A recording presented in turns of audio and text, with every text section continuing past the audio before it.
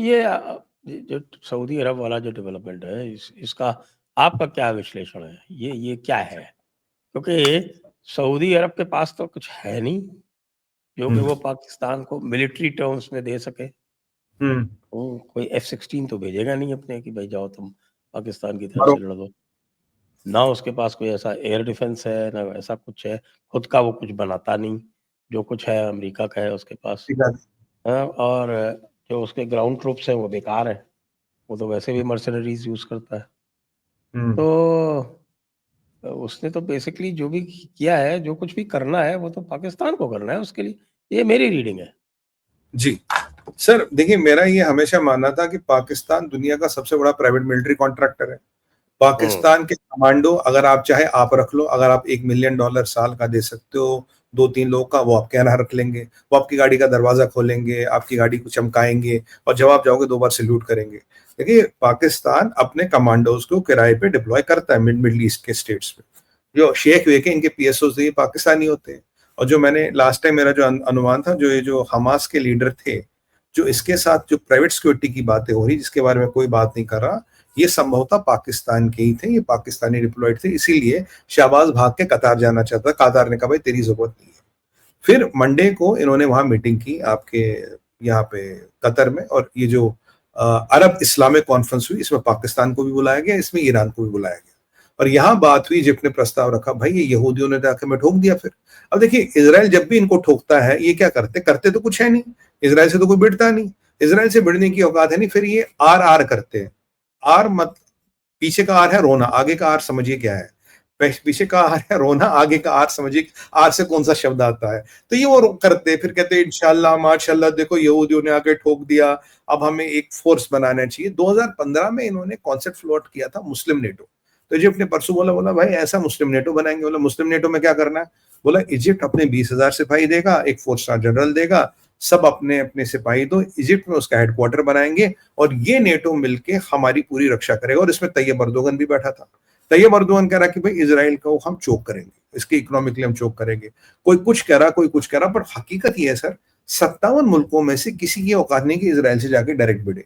और यही लोग थे, 1 हफ्ता या 10 दिन पहले इन्होंने अरब लीग की मीटिंग बुलाई, वो भी कायरो में बैठी। सऊदियों ने और इजिप्ट ने एक रेड लाइन बोली थी अमेरिका को, अगर गाजा से लोग को हटाए वो हमारी रेड लाइन होगी, तब हम किसी अकॉर्ड को नहीं मानेंगे। अब गाजा लगभग 80% खाली हो गया। और जब आप देखिए, कल की बात है, जब मार्को रूबियो गया आपका इजराइल में था, बेंजामिन नेतन्याहू के साइड में खड़ा था, उसने सबसे बड़ा असॉल्ट गाजा पे किया। 850 जगह उसने बॉम्बिंग की, सबसे बड़ा सफाई उसने गाजा की और उसे बोला अमेरिका तो मेरे साथ है। और जब मार्को रूबियो से पूछा आप क्या कर रहे हो, कह रहा यार हमें तो होस्टेज जिंदा चाहिए थे और हम टेररिज्म के खिलाफ है। और फिर वो उठ के कतर गया। तो यानी कि अमेरिका का पूरा पैट्रनेज था, अमेरिका का विदेश मंत्री मेरे साथ बैठा, तब मैंने गाजा में जाके बमबारी की। अब इजरायलियों का डर इतना है, कतर के बाद सबको डर लग रहा कि यार कौन करे कौन ना करे।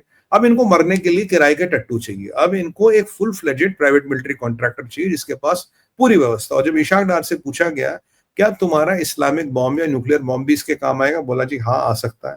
पर इनको याद रखना चाहिए था यही गोली इसने खमेनी को दी थी, ईरान के जनरल से मिला था, उसे घड़ी पकड़ाई थी, उस घड़ी के कारण वो बेचारा मारा गया बाद में।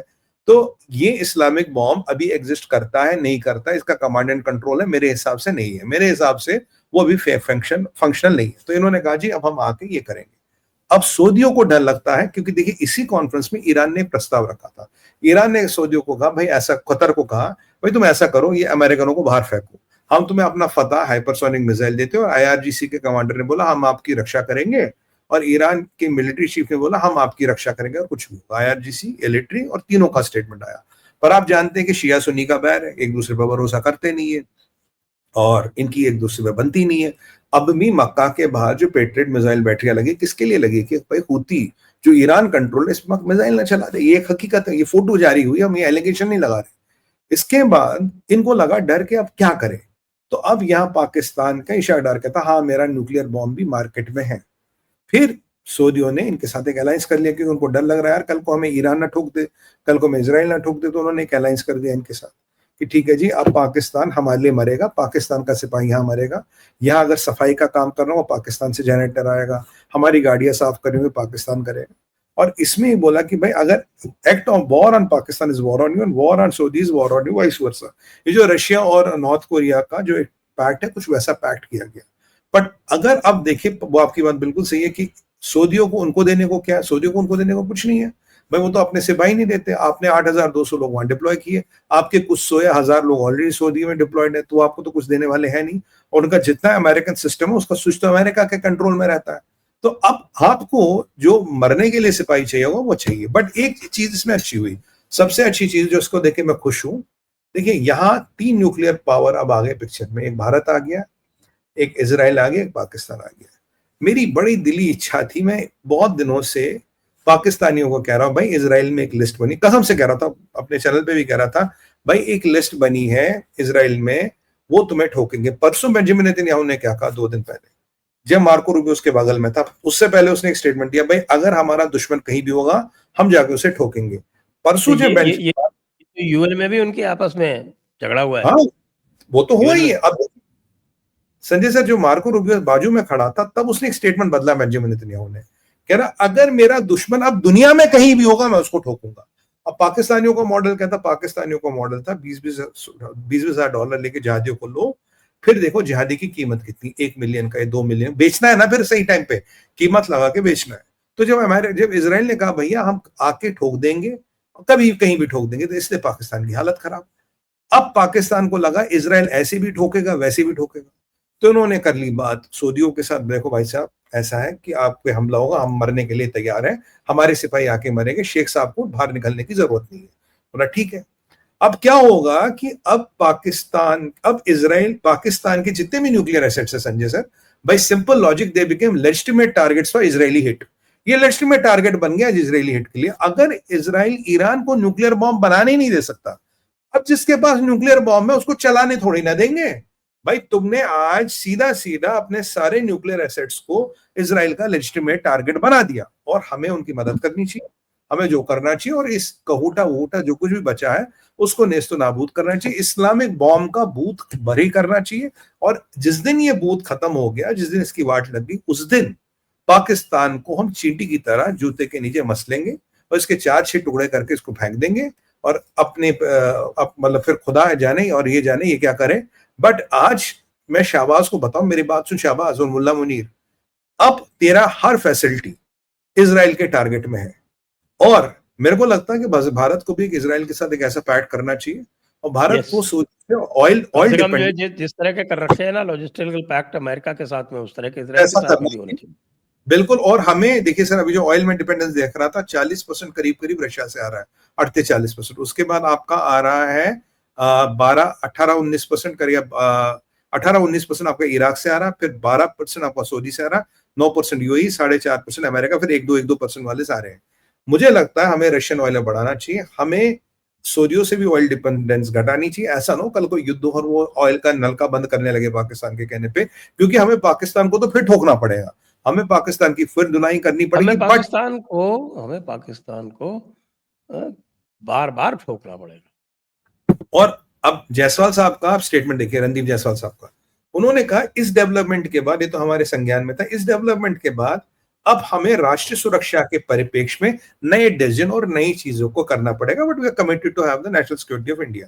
तो अब मुझे लगता है जो इजराइल के साथ एफटीए हमारा पेंडिंग है वो करना चाहिए, क्योंकि कल यूरोपियन यूनियन वाले इजराइल को धमकी दे रहे थे तुम्हारा एफटीए नहीं करेंगे, जबकि 50.5 बिलियन का इंपैक्ट है इजराइल पे। इतना आसान नहीं, उर्सुला वन डेन तो कुछ भी सोचती रहती है, इट्स नॉट सो इजी, क्योंकि पूरे यूरोपियन यूनियन की सहमति होनी चाहिए। मुझे लगता है इजराइल के साथ मिलिट्री पैक्ट, ऑयल में रिटेंडेंस, और अब एक बिल्कुल रणनीति बननी चाहिए संजय सर कि पाकिस्तान के न्यूक्लियर एसेट्स को कैसे डिसमेंटल किया जाए, पाकिस्तान को हम डिन्यूक्लियराइज कैसे करें जल्द से जल्द, नॉट उनके एसेट्स को लेके, बल्कि जो उनका करना है निपटारा करके साइटों को कंटेमिनेट कर दो और साइट बंद हो जाती है। आपको रेडिएशन लीक करने की जरूरत नहीं, साइट कंटेमिनेट कर दो, साइट लॉक, साइट खत्म, जैसे किराना हिल्स का हुआ, वही मॉडल हमें लगाना पड़ेगा। और मुझे लगता है आज के बाद पाकिस्तान की न्यूक्लियर साइट्स की उल्टी गिनती शुरू हो गई है, और एक दिन आएगा भगवान की कृपा से, महाकाल के आशीर्वाद से हम जयपुर डायलॉग पे आएंगे और इस चीज को लेकर हम सेलिब्रेट करेंगे। आप वहां मिठाई खाएंगे, मैं यहाँ मिठाई खाऊंगा, तो हम दोनों मिठाई खाएंगे, बड़ा मजा लेंगे। देखो जी, पाकिस्तान का इस्लामिक बॉम्ब की भी मैयत बिल्कुल कब्र में गई है और ये पूरा खत्म हो गया। और पाकिस्तानियों जिस दिन इस्लामिक बॉम्ब खत्म हो गया, जो भी इसका बचा कुचा है हल्का फुल्का, उस दिन सोचो हम तुम्हें कितना मारेंगे, कितना धोड़ा धोड़ा के मारेंगे और कहां कहां तक मारेंगे।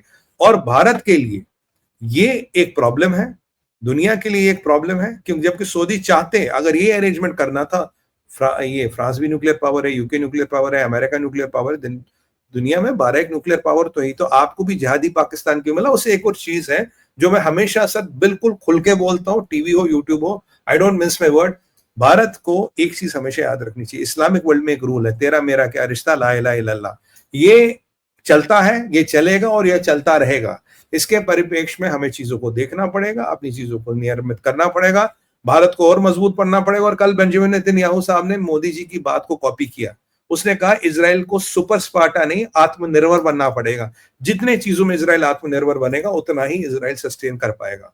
और ये अब हमारे पास विकल्प नहीं है, बल्कि एक इजराइल के साथ एक पार्टनरशिप, एक दोस्ती अलग लेवल की लेनी चाहिए। और जिनको यहाँ इजराइल की दोस्ती के साथ तकलीफ है, पीछे हमने बीटीआई किया इजराइल के साथ, यहाँ कुछ केरला के हमारे मुख्यमंत्री जी को बड़ी तकलीफ है। मैं कह रहा हूँ जिनको भारत के इजराइल के साथ रिलेशंस को लेकर तकलीफ है, 57 मुल्क खुले हैं, कहीं भी जाए 57 मुल्कों में बहुत शानदार मुल्क है। देखिए सोमालिया हो गया, सूडान हो गया, अल्जीरिया हो गया, रवांडा हो गया, बहुत शानदार शानदार मुल्क है। मतलब इतनी जमीन है सर, या क्या लाखों करोड़ों का इतना सा प्लॉट मिलेगा, उसमें क्या बनाओगे, क्या रहोगे? पूरी जमीन अपनी, पूरी जमीन है तुम्हारी अपनी, तुम जाके वहां रहो भैया। और हमें भारत को खुल के खेलना चाहिए, भारत को खुल के खेलना, पूरा पूरा नॉर्थ वेस्ट अफ्रीका है, पूरा नॉर्थ वेस्ट बिल्कुल। अफ्रीका। बहुत सर, बोत्सवाना जैसी इतनी सुंदर जगह है।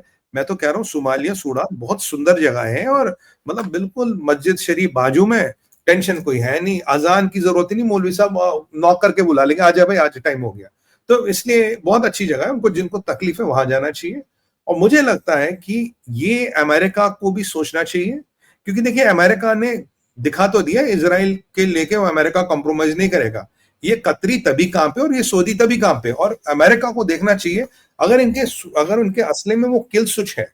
देखिए अगर पाकिस्तान के साथ सऊदी ने टाई अप किया तो अमेरिका का जो सबसे बड़ा एलाई क्षेत्र में है वो इजराइल, क्योंकि अगर इजराइल गया ये सारे जिहादी पूरे यूरोप में क्या पूरे अमेरिका में पहुंचेंगे। और मैं उर्सुला वनडेन को जरा बता दूं, तुम्हें आइडिया भी नहीं तुम लोगों के साथ क्या करेंगे। जो उन्होंने 7 अक्टूबर में किया वो तो ट्रेलर भी नहीं है, और सबसे पहले तुम्हारा घर ढूंढने के तुम्हारा घर कहां पड़ता है। और अगर ये आ गए, इनको ना जहाज चाहिए ना हेलीकॉप्टर चाहिए, तो मोटरसाइकिल पे चल के आ जाएंगे। और इनकी बर्बरता की कोई सीमा नहीं है। ये यूरोपियन वाले बेवकूफ हैं, they live in the bloody ivory towers, they have no idea what kind of terror are they talking about. अगर इजराइल नहीं रहा, भगवान न करे ऐसा कभी हो, अगर इजराइल नहीं रहा, पूरा यूरोप और अमेरिका इससे जलेगा। दे कैन नॉट हैंडल दम। ये यहूदियों के बस का ही इनको हैंडल करना। इजराइल, और इनको बता दो जरा मिडिल ईस्ट वालों को, इजराइल तुम्हारा लाइफ इंश्योरेंस है। अगर इजराइल नहीं रहेगा ना, कुछ भी नहीं बचेगा, याद रखना, पूरा रेगिस्तान रेगिस्तान बनेगा, और अब की बार रेडियो एक्टिव रेगिस्तान बनेगा। कुछ भी नहीं बचेगा, पूरा रेगिस्तान फिर रेगिस्तान, बैक टू 2000 ईयर्स, कुछ नहीं बचेगा यहाँ, ये क्लियर आप समझ लो। इजराइल है तो तुम हो, इजराइल नहीं तो तुम भी नहीं हो। क्योंकि अगर ये तुम्हें सोचो तुम्हारा जिहादी पाकिस्तान तुम्हें बचाएगा, पाकिस्तान को ठोकना, पाकिस्तान के आर्सेनल को ठोकना हमारा राष्ट्रीय दायित्व बनता है। It's a national emergency now. हमें we have to dismantle all possible nuclear assets of Pakistan as soon as possible. और इजराइल के साथ खुल के काम करना चाहिए, इजराइलियों के बहुत एक्सपर्टीज है। और ये जो अगर अमेरिका की भी आवश्यकता होती है, जो B-2 बॉम्बर्स वगैरह लो और खत्म कर दो इनको, डिस्ट्रॉय पाकिस्तान कंप्लीटली। और मेरा ये भी मांग है सर, अब की बार खाली ये लिस्ट मत बनाइए कि कौन कौन से मदरसे को मारना है, किस किस बिल्डिंग को गिराना है। एक लिस्ट बनाइए आदमियों की, ये भी चाहिए, ये भी चाहिए, ये भी चाहिए। और अभी पाकिस्तान में सबसे बड़ा आतंकवादी ना हाफिज सईद है, ना ये क्या नाम है इसका, मसूद अजहर है। सबसे बड़ा आतंकवादी है आसिम मुनीर, मुल्ला आसिम मुनीर। अगर चाहिए तो उसकी गर्दन चाहिए, फटाफट चाहिए।